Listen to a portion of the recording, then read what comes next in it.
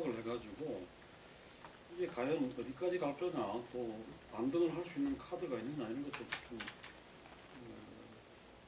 좀 주목이 되는 시점입니다. 이제 지금 대통령 측근 둘러싼 논란들이 계속 끊이지 않고 지금 반복되고 있는데, 오늘 아마 대통령이 국회에 와서 신정연설을 하시는데 좀 어떻게 매듭을 지을지, 아니면 이게 더 이어지는 그런 상황으로 갈지, 그것도 지켜봐야 될 것 같습니다. 우선 대통령 지지도가 이렇게 하는 문제하고 관련해가지고 좀 짚어보고 다른 이야기도 좀 했으면 좋겠습니다. 50대 40은 많다는 보도자고. 저는 뭐 지지율이 지금까지는 이제 좀 내려가서 30% 초반대까지 좀 내려가는데, 그때마다 뭐 이벤트도 좀 있고 해서 반등하는 계기를 잡을 수가 있었는데, 요즘 나오고 있는 우병우에서 비롯돼서 지금 최순실 그의 딸까지 되고 있는 문제는 뭐 부패, 또 국정농단, 또 공정성에 관한 시기, 또 이 소재의 화제성, 이런 부분까지 다 맞물리면서 도대체 박근혜 정권을 움직이는 어떤 부분이 누구인가 라는 많은 국민들이 그간에 좀 의문이 있었죠. 이런 부분들에 대한 마치 이제 실체가 드러나는 것처럼 보여져서 매우 어려운 상황에 와 있다고 봅니다. 우병우에서 끝을 꼬리를 자르고 그 다음에 주변의 측근들을 진작에 청산을 해야 된다라는 이야기들이 굉장히 많이 있었죠. 저도 엄청나게 오래전부터 많이 이야기를 해왔고요.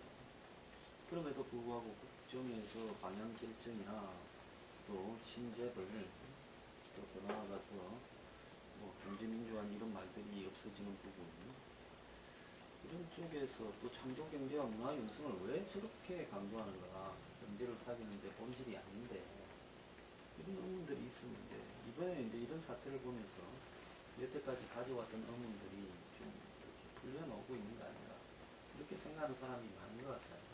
저도 의문을 가졌습니다. 그래서 이 부분은 이제는 대통령이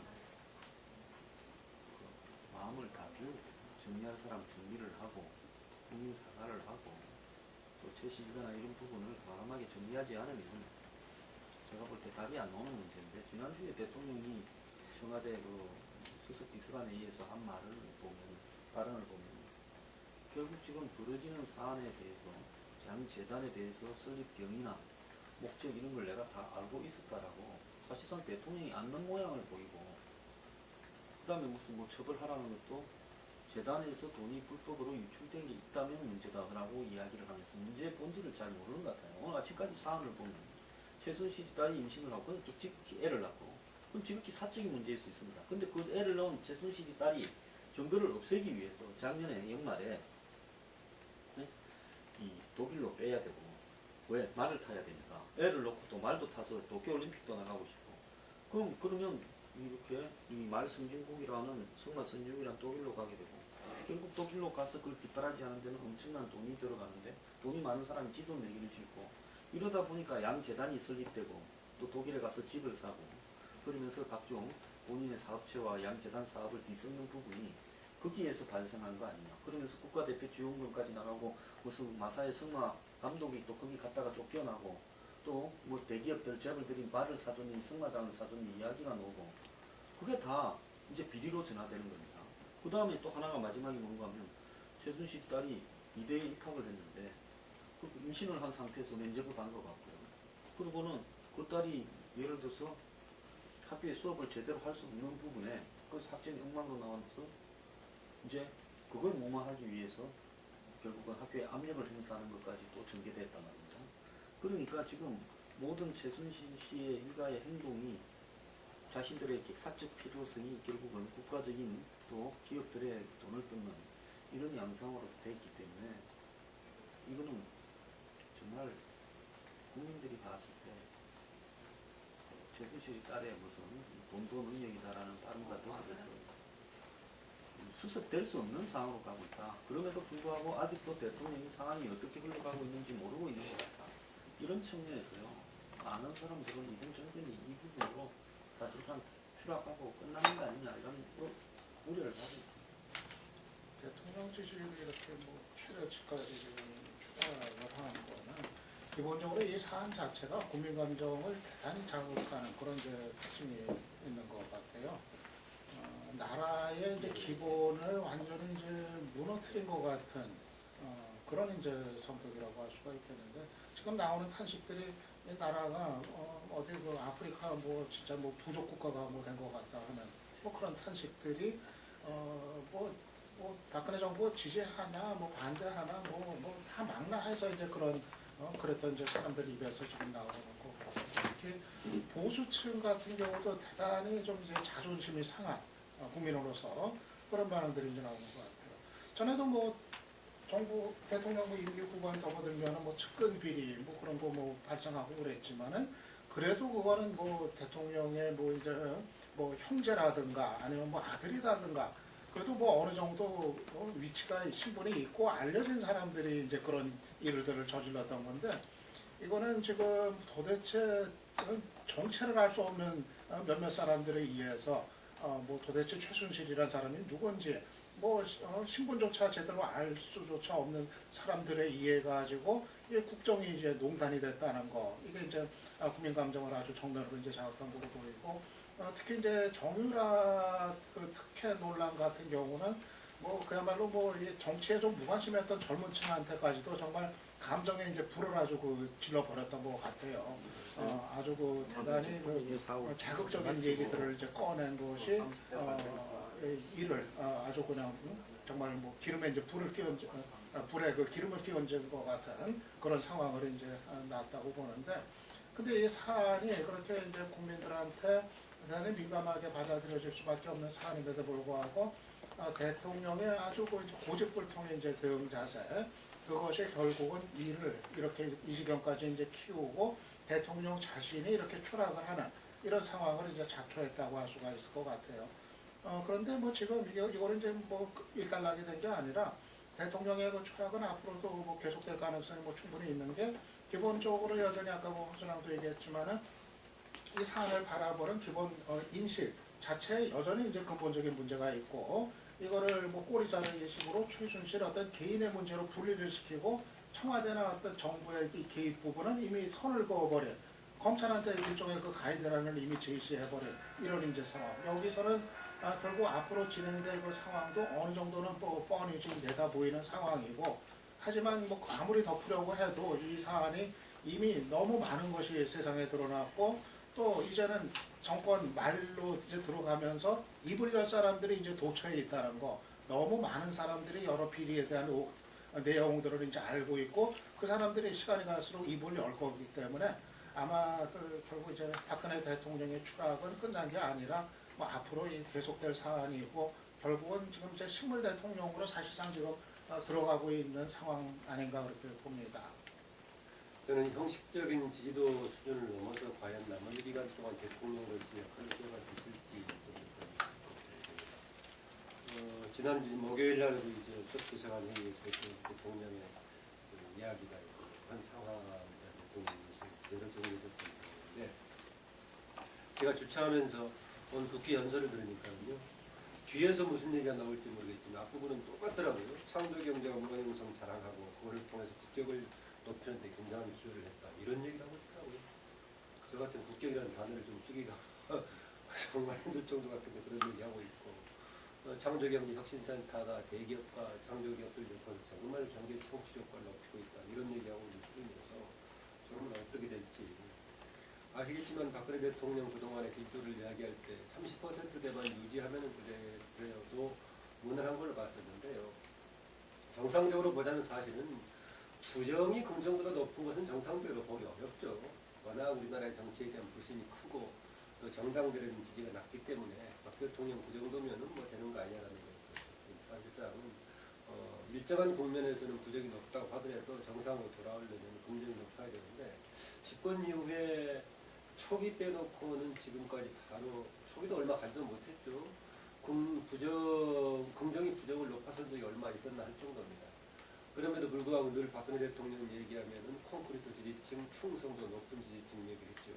그런데 그 지지도 조사라는 것이 내가 지지하는 사람을 지지해서 뭔가 호의해줄 좀 뭔가 그런 그 명분이라든가 의식을 가지고 있을 때 나타나는 것인데 박근혜 대통령을 지지하는 잠재적인 지지계층들 중에서 지금 상황을 두고 박근혜 대통령 안 됐으니까 호의해줘야겠다 이런 마음이 과연 얼마나 나겠는가 라고 보자면은 현재 갤러리에서 나왔던 25% 이하로 내려갈 가능성이 훨씬 더 큰 거 아니겠습니까? 아까 뭐 아프리카 부족 얘기라고 했었지만은 정말 역대 측근 비리 의혹 중에서 가장 수준 떨어진 추악하다고도 볼 수 있는 우리가 권력 비리 자체가 추악한 것이지만은 이런 상황에서 이후에 대통령직 지지도 정도의 수준의 문제가 아니라 과연 국가의 최고 지도자로서의 대통령의 역할 수행이 과연 가능할까 이런 정도 저는 이제 걱정이 되는 상황입니다. 다들 박근혜 대통령의 콘크리트 지지를 갖다가 이야기를 많이 했었죠. 거기 30% 선의 콘크리트 지지표가 있다 했는데 그게 이 집권 3년차까지도 많은 일이 있었지만 그걸 갖다가 유지해냈는데 이제 드디어 이제 개인덕의 어떤 이 선이라 할 수 있는 25%까지 내려왔어요. 이 5%의 차이는 굉장히 크다고 봅니다. 30% 선에 있을 때하고 25% 내려왔을 때의 선은 박근혜 대통령은 우리가 소신과 원칙의 정치입니다. 뭐 기본적으로 그렇게 이야기되어 왔었고 그런 모습들을 갖다가 정말 단단히 있는 모습들을 내왔죠. 그래서 이 대통령 당선이 이명박 정부의 정권 교체라고 사람들이 이렇게 인식할 정도의 어떤 그런 걸 보여왔다. 그런데 제가 볼 때는 박근혜 대통령 딴 거는 몰라도 이 측근 비리라든지 우리가 역대 지금 대통령제 이후에 직선제 이후에 다들 전부 다 이 임기 4년차 이후에 무너지고 한 것들이 출발이 모든 게 아마 내재되어 있다 치더라도 어쨌든 간에 직접적인 계기는 측근 비리들이었어요. 이게 친인척 비리 뭐 이런 거였는데 박근혜 대통령이 예외일 거다. 뭐 예를 들면은 뭐 이정현 대표가 이야기한 대로 자기 사랑하는 동생도 이 4년 동안 청와대에 이렇게 들이지 않았다 할 정도로 어쨌든 간에 굉장히 단속을 엄하게 하고 있다. 사람들이 그래 알고 있고 본래 본인이 가진 이미지 자체가 그렇기 때문에 박근혜 대통령만은 아마 이런 측근, 친인척 비리 이 부분하고는 좀 노안할 것이다. 이렇게 기대 아닌 기대를 다들 갖고 있었죠. 그런데 그게 터진 이게 우병욱 수석 파동하고 최진실 지금 게이트라 이야기할 수 있는 부분하고는 좀 다른 것 같아요. 예. 최진실 아닙니다. 최순실 고인 모독처럼 순실이라 발음해야 돼요. 숭실이라 잘못 발음해서 숭실대학이 항의하고 있어요. 순실 예, 좀 다른 것 같아요. 예. 우병우 수석도 물론 개인적인 어떤 비리라지만 어쨌든 그 부분들은 뭔가 직을 맡고 있는 사람이 어쨌든 문제가 있어 이런 거고 좀 전에 다들 이야기하신 대로 이 최순실 씨는 정말 이거는 우리가 생각할 때도 도저히 뭐라고 받아들여야 될지를 모를 이 부분들이 지금 점점 나타나는 거 보면은 이전에 우리가 박관천인가요? 박관천. 수사 받을 때 우리나라에서 이렇게 넘버원은 최순실이다. 2위가 중년이고 3위가 박근혜 대통령이 됐을 때 이 사람이 좀 약을 먹었나? 왜 저런 이야기를 할까? 응? 조금 약간 이렇게 아는 관계는 잘 아니까 조금 듣고는 관계 이런 부분이지 않겠냐 했는데 그게 아니라 아예 좀 국정을 농단했다는 것이 하나하나 이렇게 밝혀지니까 그 충격이 굉장히 좀 크다고 보여지고 지금 2030, 40이 지금 비슷한 어떤 정치 이 성향과 행태를 보이고 있어요. 이게 저는 아주 지금 극단적으로 보면은 거의 10%대 예, 그 머무르고 70%대가 전부 다 이렇게 이 비판적인 으로 돌아갔었는데 50대에서도 지금 이제 비판 성향이 훨씬 이 많아지는 경향이 지금 계속 보이고 있다. 이랬을 때 코너로 몰릴 수밖에 없죠. 그러면은 자기의 그런 근거지였던 TK에서도 이번 조사에서는 갤럽 조사에서는 30%대로 또 내려왔어요. 그래서 막다른 길로 가지 않겠나. 그럼 우리가 이 부분에서 뭔가 반전, 좀 이렇게 이 새로운 어떤 걸 갖다 해낼 수 있을 건가 이런 이제 이 생각들을 하게 되는데 참 그게 어렵다. 응? 지난 20일 날 그 대통령주재 수석 비서관 회의 약칭 개수비에서도 이야기를 하는데 보니까 이 경향신문에서 그렇게 짚었더라고요. 이게 이제 최순실 게이트가 아니라 그 박근혜 게이트다. 왜냐하면 그날 그 회의에서 본인이 작년 7월달 이후에 2차례 기업인과 협의하고 이 논의하고 협조를 요청하고 그 사람들이 순수한 뜻에서 정말 이 문화융성과 이 스포츠 창달을 위해서 이거를 이 자발적으로 하기로 했다. 이미 자기가 그 청와대는 좀 관련 없다. 자기들은 그냥 들었을 따르는데 했는데 대통령이 나서서 본인이 거기서 그런 말을 했거든요. 그렇기 때문에 이 미르가 K스포츠의 탄생에는 바로 박근혜가 있다. 라는 부분들이 본인 입으로 이야기를 했다는 이야기죠. 그런데 과연 지금 검찰이 이 수사를 제대로 할 수 있을 것이냐. 저는 이 부분에서 상당히 중요하다 보는데 뭐 어떤 사람들은 내년 2월 검찰 인사가 있으니까 내년 2월까지는 검찰이 엎드릴 수밖에 없다.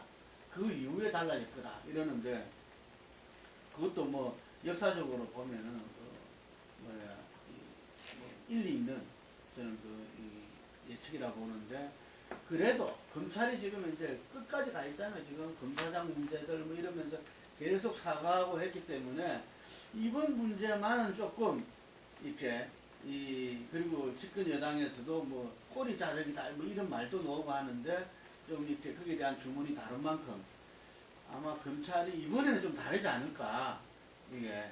근데 뭐 지금 배당된 거라든지 여러 가지 이야기는 좀 그 부분에 대해서 부정적으로 보이지만 그 마지막 이 박근혜 대통령이 살 길도 제가 볼 때는 검찰 수사가 이것을 명명백백하게 좀 밝히는 거 아닌가 했습니다.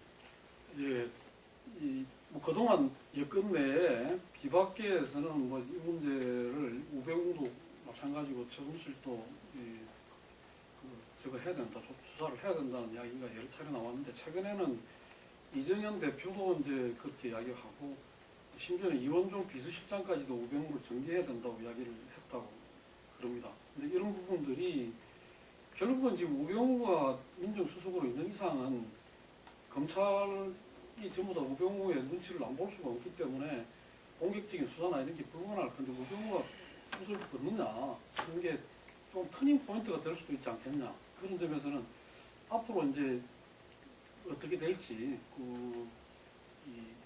여건에 뭐 지금 이대로 가다가는 박근혜 대통령만 추락하는 게 아니라 새누리당까지 위험해지고 그렇게 되면 최악의 상황이 올 수 있다고 보고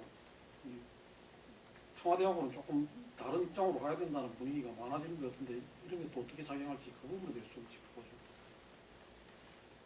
아까 여러 가지 추이를 얘기했는데요. 저는 그동안에 박근혜 대통령 어려움이 있더라도 호의적으로 해석해주면서 조금 잘 가는데 많은 힘을 보태줬던 황장구 소장이 몇 개월 전부터 희망이 없다는 데서 조금 있어서 박근혜 정부 어렵겠다는 생각을 아까 방금 말씀하신 그런 구체적 내용 이전에요. 저는 초기 때부터 박근혜 대통령의 원칙론에 대해서 굉장히 비판적인 지적을 해왔습니다. 원칙론은 약자라든가 아니면 희생당하는 사람들이 하는 소리지 대통령이 자기 고집 부리면서 원칙론을 얘기하는 것은 아니다. 언론들에서 그걸 왜 짚어주지 않고 띄워주고 있는 것 같아서 한심하게 따겠었는데요. 동생 원리하는 관련된 부분 동생을 멀리하는 것은 시스템이 기본적으로 작동된다는 걸 전제로 한 다음에 거기에 사적인 권력이 끼어들 소지를 없앤다는 차원의 의미가 있는 거죠. 박근혜 정부의 가장 취약한 것은 거의 공적인 시스템이 작동하지 않았다고 봐야 되는 거 아니겠습니까? 박근혜 대통령 한 사람 눈치 봐야 되고 심지어는 눈치도 제대로 못 보는 상황이었고 그 문제였기 때문에 오히려 이렇게 최순실 뭐 등등의 이상한 것이 끼어들 소지가 있었다라는 점을 좀 지적을 해두고 싶고요. 지금 얘기하신 대로 당은 계속할 수 없는 거 아니겠습니까? 당은 뭐 어쩔 수 없지. 여론에 민감하게 반응하니까 당은 이렇게 가는데 그러면은 우병우 문제를 당과 의견을 조율해서 처리한다고 해결될 것인가? 저는 이 문제가 우병우 문제가 우병우 개인의 문제로 떨어지는 것이 아니라 지금 최근에 최순실 관련 문제와 같이 엮어져 있다.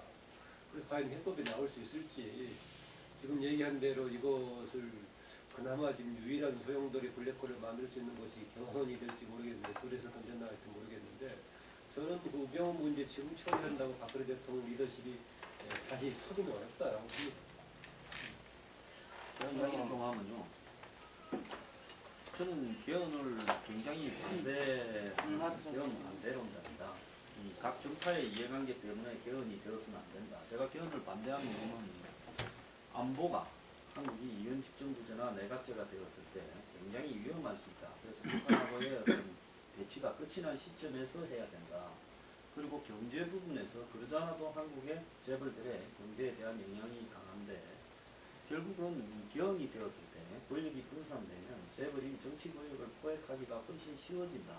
이 두 가지 논리에 대해서 개헌 세력이 제대로 된 입증을 할 때까지는 개헌을 주장했으면 안 된다라고 저는 반대를 하는데요. 박 대통령이 개헌 논의가 경제를 살리는 블랙홀이 될 거다라고 이야기를 했는데 지금 이 경제를 죽인 경제를 죽이는 블랙홀이 될 거다 이랬는데 그런데 지금 경제가 더 죽어가고 있는데 오늘 아침 조선일보 보면 90%가 경제가 위기다 그러는데 이 대목에서 대통령이 개헌을 이야기한다.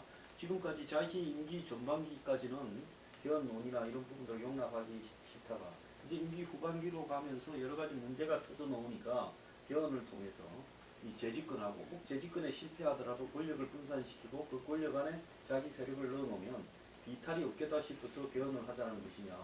그리고 반기문을 전제로 한 이원집정부제 친박이 주장한다 이야기가 결국 박 대통령의 지시였느냐 이런 측면에서 봤을 때 박 대통령의 은행이 다른 이런 행동들을 진짜 규탄에 맞지 않을 수 없습니다. 자, 그러면서 본인은 지금 오늘 이야기 내용을 보면 87년 체제가 잘못됐다는 것을 익히 다 알고 있었다는 식으로 이야기하고 다만 때가 아니라서 말을 안 했다라고 이야기를 하고 있습니다. 지금 최순실로 이렇게 우병우로 모인 정치적 위기를 개헌으로 갖다가 이렇게 던져가지고 이제 아주 큰 어떤 이슈로서 지금 자신의 주변에 뿌리 붙고 있는 어떤 스캔들 이슈를 덮고자 하는 거 아니냐. 저는 그런 어떤 측면에서 던진 어떤 판단이라고 보고요. 이건 매우 시기적으로도 부적절하고 실질적으로 이런 식으로 해서 권력을 분산시키고 여야 간에 한마디로 권력을 나눠 먹자 하는 부분에서 박 대통령이 여태까지의 주장과는 다른 결정을 했다. 이렇게 봤을 때 역사적으로 박 대통령이 본인이 어떻게 기록될 건지도 좀 저는 굉장히 우려스럽습니다. 한마디로 좀 말이 안 되는 개헌. 아니 요 이야기를 아직 넘어간 거 아니에요? 아니 마음대로 해야죠. 이야기가 지금 어차피 시정연설에서 개헌 이야기가 나와가지고 이야기를 하니까 우선 지금 뭐 그 이야기 한 지가 얼마 안 됐기 때문에 깊이 있는 이야기는 못 하더라도 어떻게 보시는지에 대해서 한번 돌아가면서 이야기를 하죠. 네, 그렇게 하는 게 좋을 것 같습니다. 박 대통령이 느닷없이 개헌 제안을 한 거는 좀 말이 안 되는 거라고 생각이 됩니다. 아까 뭐 허강도 얘기하신 것처럼 그동안은 뭐 개헌 얘기할 때가 아니라고 계속 그 주장을 이제 해오다가 지금 자신이 이 위기에 이제 몰리니까 이거를 이제 개헌 얘기를 덜컥 이제 꺼낸 거. 더군다나 지금 자신이 주도하는 개헌을 지금 염두에 둔 거로 지금 해석이 지금 되고 있는데 자신이 지금 남은 임기 동안 과연 개헌을 그 주도를 할 그런 위치에 있는가 이거부터 좀 짚어야 될 문제가 될 것 같고요.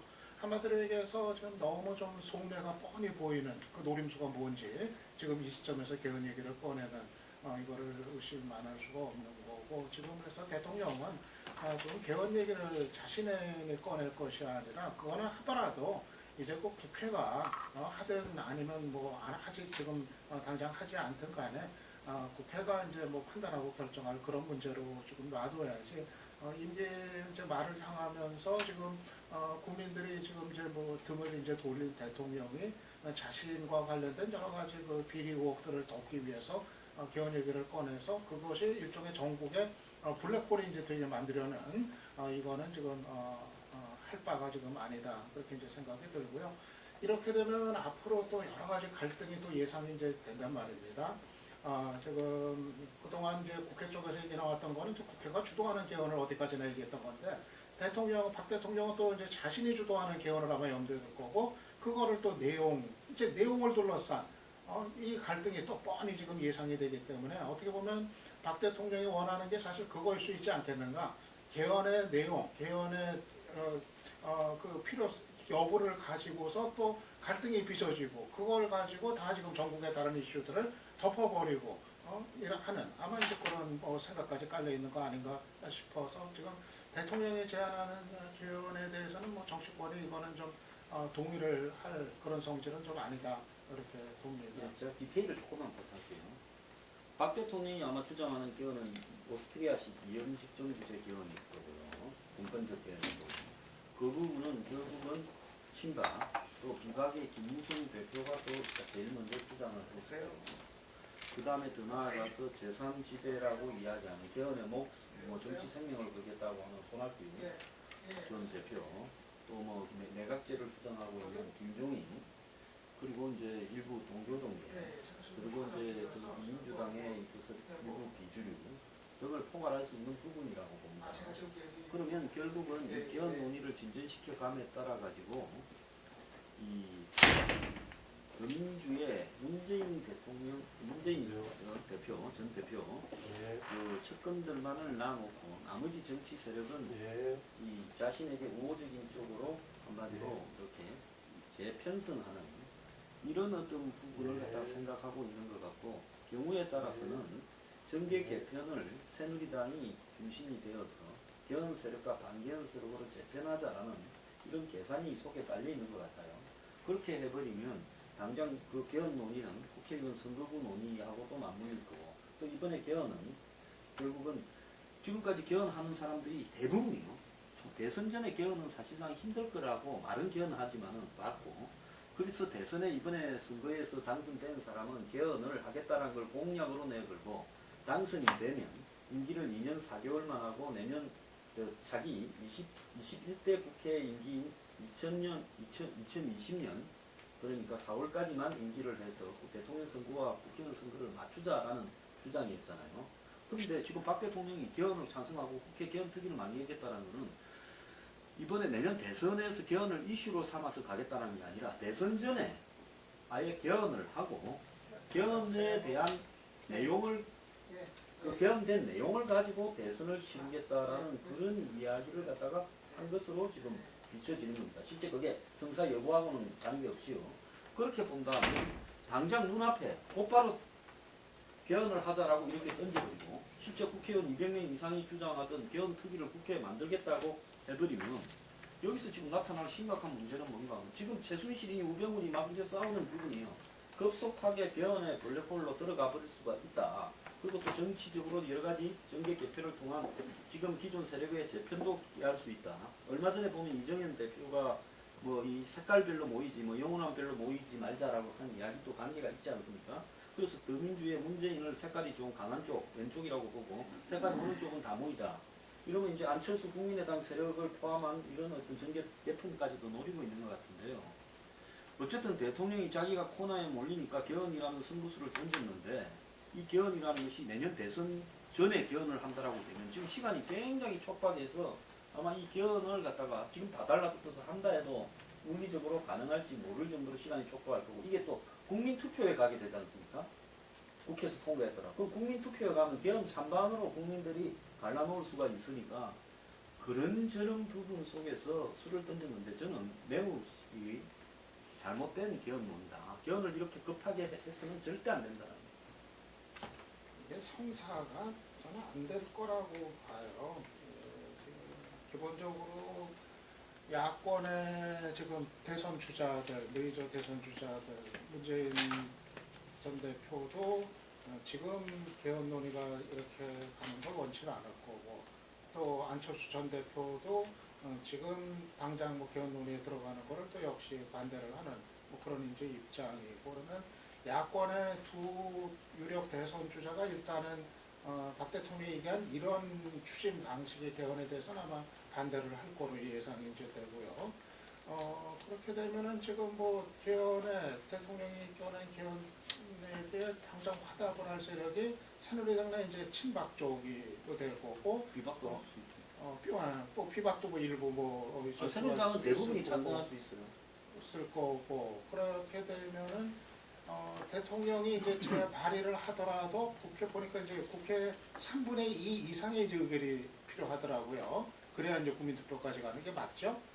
3분의 2 이상의 이제 의결을 거쳐야 되는 게 있기 때문에 과연 이제 그거까지 이제 가능할 것인가, 이게 이제 뭐 좀 불투명하다고 보는데, 문제는 이게 이제 일단은 박통에 이제 밀어붙이면은 국회는 국회대로 논의해달라, 정부는 정부대로 기구 설치해서 논의하겠다, 정부안을 마련하겠다. 일단 이렇게 되면은 야당이 중심이 돼서 그거에 이제 반대를 한다 하더라도 그거를 둘러싼 갈등, 또 국회, 그리고 이제 박통 스타일로 봐서는 아무리 또 국회에서 의견이 어떻다 하더라도 자신이 그냥 결국에는 발의를 해버릴 거란 말이에요. 뭐 이렇게 협의하자 그러다가 안 되면은 독자적으로 발의를 하면은 그 국회에서 또 표결이 이제 어떻게 될 건지, 3분의 2가 될 건지 안 될 건지 막 이러면서 결국 이제 다른 이슈들을 이제 덮는 뭐 그런 효과를 이제 뭐 노리는 이제 모양새가 될 텐데, 아무튼 이거 자체를 저는 오히려 국민적인 어떤 합의가 도출되는 개헌의 추진 방식이 아니라 오히려 강등을 유발하려는 개헌 제안이다. 좀 그래가지고 다른 이슈들을 덮으려는 개헌 제안이다. 좀 그렇게 봅니다. 저는 이번 계기로 됐으면 좋겠다는 생각하는 사람입니다. 당연히 지금 상황이 최순실 문제를 비롯해서 도저히 떠날 수 없는 코너에 몰려 있고, 그 국면을 돌파할 수 있는 가장 큰 카드로 개헌을 던졌다는 건 당연히 맞습니다. 그러나 역사적으로 모든 제도의 개편이나 법의 개편이 모두가 편안하고 안정적인 상태에서 이루어진 것이 아니라 특정 세력이 자기 취약한 국면을 벗어나기 위해서 제도 개편, 시스템 개편을 만들었던 그런 것입니다. 하여튼 계기는 좋지 않다. 대신 이제 지적했던 최순실 문제, 이 부분에 대해서는 이제 당연히 이제 거치지 않아야겠죠. 만약에 개헌하는 방향으로 간다면 저는 그동안에는 국회의 질적 개선을 위한 선제 조치도 동반해야 된다, 이런 얘기가 나왔었는데, 당연히 박근혜 대통령이 개헌 문제를 제기했기 때문에 이것이 정말 필요한 거라면은 최근 문제를 덮지 않고 가야 된다는 운동을 같이 동반해서 할 필요는 있다. 그러나 어쨌든 간에 박근혜 대통령이 본인의 사적, 아니 본인을 중심으로 한 일정 세력의 사적인 목적을 위해서 개헌을 던졌다 하더라도 그게 개헌의 동력이 된다면 저는 활용할 수 있다고 보고요. 대신 오늘 잠깐 나왔던 내용을 보니까 박근혜 대통령 여전히 현재 개헌 동기에 대해서 명확하게 정리가 안 돼 있는 것 같습니다. 지난 2012년 대선 후보 때도 박근혜 대통령이 특히 정보권력구조 관련 부분에 대해서 가장 소극적으로 임했었죠. 각 후보들에게 질문을 했다가 어쩔 수 없이 이제 개헌에 관한 얘기가 보편적으로 나오니까 대통령 중임제를 당시 얘기했습니다. 오늘도 보니까 5년 단임제 때문에 정책의 연속성이 부족하다고 그러는데, 지금 개헌의 일반적인 논의는 그런 차원보다는 다른 차원에서 문제가 제기되고 있는 거 아니겠습니까? 그래서 아직 정리가 돼 있지 않다. 그러나 저는 어쨌든 간에 뭐 이런 동기에서 나왔다 해서 개헌을 반대하는 거 아니고, 저는 뭐 개헌이 할 필요가 있으니 이것도 긍정적인 동력으로 활용할 수 있다라고 저는 그런 입장입니다. 하여간에 그 박근혜 대통령으로서는 아까 우리가 좀 이 지지율 하락을 반전시킬 수 있는 뭔가 있을까 싶을 때 저는 가장 강력한 카드를 꺼내들었다고 저는 봅니다. 이게 우리 국회에서 개헌 연구 모임이 거의 200명에 가까운 190명 정도가 서명을 하고 200명 가까이 된다. 3분의 2에 가깝게 돼갈 거다, 이런 이야기들을 하면서도 다들 하는 이야기가 두 분이 동의를 해야 된다. 뭐 예를 들면 박근혜 대통령과 문재인 전 대표와 동의를 할 때 가능하지 않겠냐. 아니다, 한 명만 어떤 개헌에 동의하더라도 될 것이다. 뭐 이런 이야기들이 제가 들었어요. 그런데 이 박근혜 대통령이 지금 오늘 그렇게 하는 거고 지난 좀 2006년도입니까? 7년도입니까? 이제 그 노무현 대통령이 2006년 말이요. 원포인트 개헌 제안했을 때 그때 박근혜 대통령이 참 나쁜 대통령이다 뭐 이런 이야기를 해서 그 뭐 일부에 그냥 그 제안이 뭐 이렇게 날아가게끔 그렇게 했죠. 그런데 지금 개헌에 대한 어떤 신형연서 속에서 박근혜 대통령이 제안한 거는 그때와 오늘 상황이 좀 다르다고 봅니다. 이게 지금은 이미 그 국회에서 지난 이 18대, 19대 그 다 국회의장 직속으로 해서 그 이렇게 개헌 연구위원회랄까 이런 부분들이 꾸려져서 다 지금 그동안에 이 연구를 갖다가 축적된 부분이 있고 이번 20대 국회에서는 지난 19대 국회보다도 더 나아가서 3분의 2에 해당될 만큼의 어떤 개헌에 대한 이 동의하는 의원들이 늘어났고 그리고 지금 이 국민들도 70% 정도가 어떤 개헌에 대해서 찬성하는 이런 가운데이기 때문에 이것이 뭐 예를 들면은 이 동기 자체가 대통령의 개헌 그 제안 동기 자체가 좀 이렇게 여러 가지 문제가 있다. 그 하더라도 저는 이제 그 개헌 전국은 불가피하다고 이렇게 봅니다. 그렇기 때문에 이 개헌이 이 다들 이야기한 대로 지금 국회에서도 합의가 돼가지고 어떤 국민투표에 넘어가야 되는데 이 여러 가지 뭐 경제 민주화다, 뭐 평화 부분이다, 노동 부분이다 이런 부분들은 다 이렇게 그 서로 간에 있어서 이렇게 이 협상과 어떤 타협에서 정리가 되겠지만 권력구조 자체의 문제, 예를 들면은 권력구조 자체가 정부 대통령과 이렇게 이원집정부제, 내각제 이 문제 합의가 상당히 이렇게 좀 지난할 수 있다. 이게 그 과정에서 이 개헌 논의가 한번 몇 차례는 그거를 이 어려움을 거치지 않을까 이렇게 싶은데요. 어쨌든 간에 지금 이제 그 크게 보면은 이 여당 내에서도 지금 비박들만 이게 김무성 전 대표를 비롯한 비박들만 이야기한 게 아니라 친박도 이렇게 그 계속 이야기를 해왔고 아마 뭐 이정현 대표가 경선 동지할 변화가 있을 것이다 라는 이야기 그리고 그 안행부 장관이 어떤 그 정종석 의원이 계속 개헌에 대해서 이렇게 이 제기한 이런 걸 봐서 아 청와대 기류가 좀 이 바뀌었다 이게 이제 개헌에 대해서는 뭔가 이렇게 준비하고 있구나 이런 것을 갖다가 나타냈었는데 그러니까 새누리당은 이제 다 개헌으로 이렇게 정리되는 게 뭐 어렵지 않다 이렇게 보는 거고 아시다시피 삼지대에 모이는 그 분들은 다 개헌을 갖다가 고리로 살 정도로 개헌에 대해서 주창론자였고 그러면 이제 남은 거는 더불어민주당의 그 문재인 전 대표 쪽에서 이 부분에 대해서 어떻게 대응할 것인가 뭐 이런 부분인데 아마 이 개헌을 아까 말한 대로 개헌과 뭐 반개헌 세력 뭐 이런 식으로 나님이 있어가지고 반개헌 세력에 더불어민주당이 어떠한 논리를 가지고서 그 쓴다 하더라도 상당히 어렵다 그게.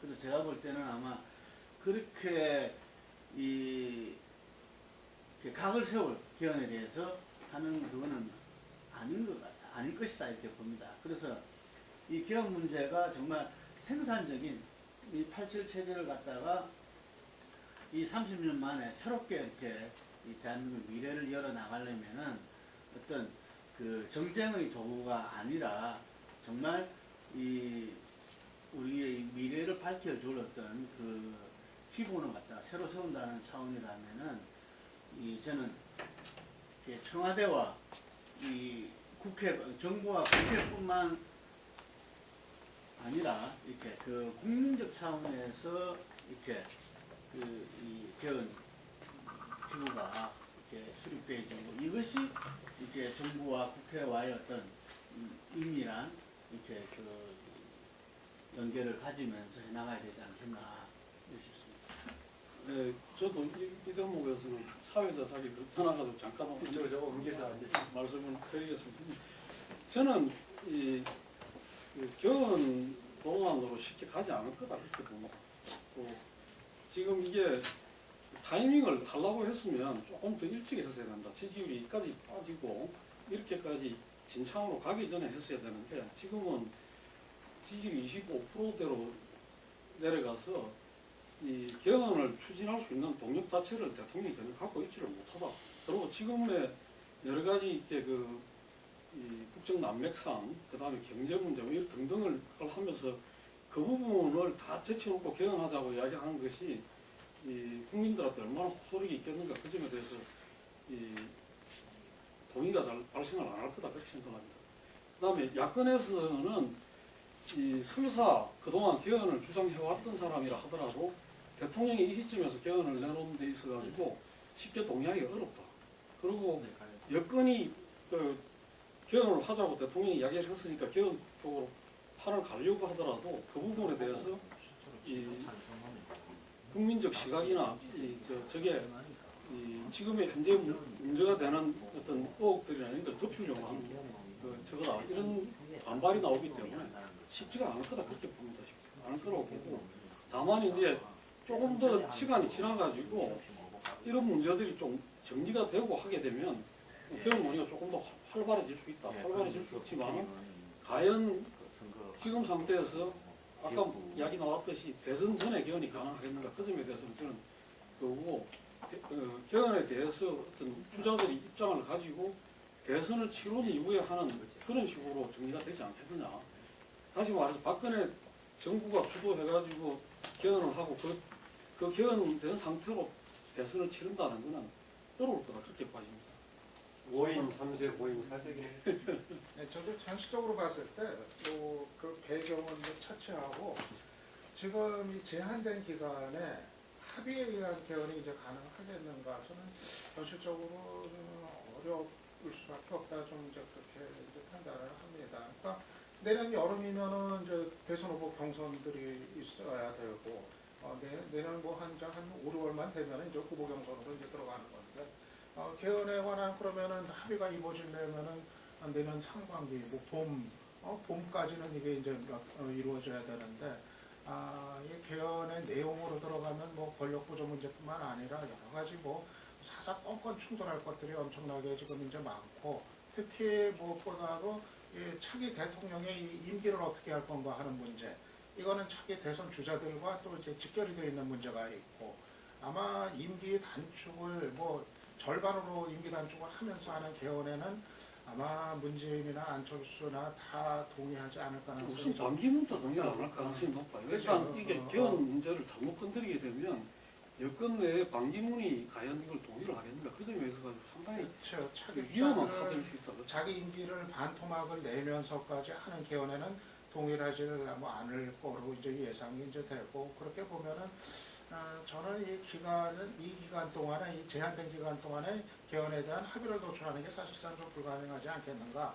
그렇다고 해서 아까 김동구 대표 얘기한 것처럼 뭐 그러면은 새누리당 여당하고 대통령은 개헌 그리고 뭐 야당은 개헌 반대 또 이 구도는 또 아닐 거라고 봐요. 야당도 사실 뭐 개헌의 필요성에 대해서 공감을 뭐 하고 있는 바고 그래서 결국은 저는 야권들이 좀 우회적으로 이 문제를 뭐 결국 가져가지 않겠는가. 그러니까 지금 대통령이 얘기하는 개헌에는 동의를 하지를 않으면서 그러면서 그 대신 개헌 문제에 대해서는 집권 시에 어떻게 개헌을 추진하겠다는 이를테면 어떤 공약의 어떤 방식 그런 식으로 개헌에 대한 어떤 의지를 좀 내놓는 플랜을 내놓는 아마 그런 식으로 결국은 귀착이 될 가능성이 크지 않을까 좀 그렇게 봅니다. 그리고 이거를 대통령이 지금 위기 탈출용으로 개헌 얘기 꺼냈다고 해서 그걸 야당들이 덜컥 이거를 받아주는 아마 그런 길을 가지는 좀 않을 거다. 좀 그렇게. 야견대로 야당이 이전에 그 노무현 대통령이 원포인트 개헌을 땡겼을 때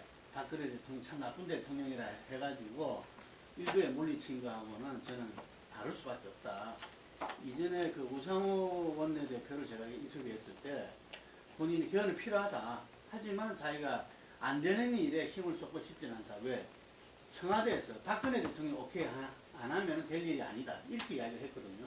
이게 지금 이제 야당이 이 개헌이라는 이 자체에 대해서 지금 적기가 아니다. 뭐 이런저런 지금 이제 동기에 박근혜 대통령의 개헌 전에 동기에 대해서 이런저런 이야기는 할 수 있다 하더라도 그 부분을 갖다가 애써 고개를 돌릴 수 있는 상황은 전혀 아니다고 저는 봅니다. 그래서 지난번에도 보면은 여야 협상 중에서 이 행건의안 협상 중에서도 이 정진석 원내대표가 그러면은 헌법 개정 특위를 갖다가 이렇게 제안했을 정도로 지금 이제 그것은 이 여당이 지금 이제 개헌 특위를 맡고 있는 그런 상황이었거든요.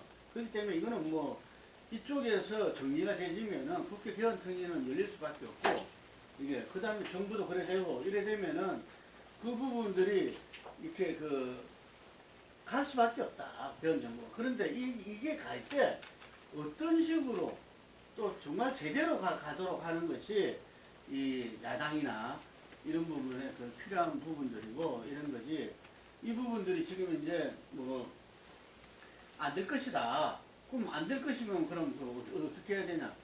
저는 이게 적극적으로 야당도 개헌은 개헌대로 이렇게 그거를 하고 또 다른 문제는 다른 문제로 해야 될 문제지 이걸 갖다가 뭐 이렇게 회피한다 해서 될 문제도 아니고 아까 말한 대로 반대를 이야기하기도 상당히 힘든 상황이거든요.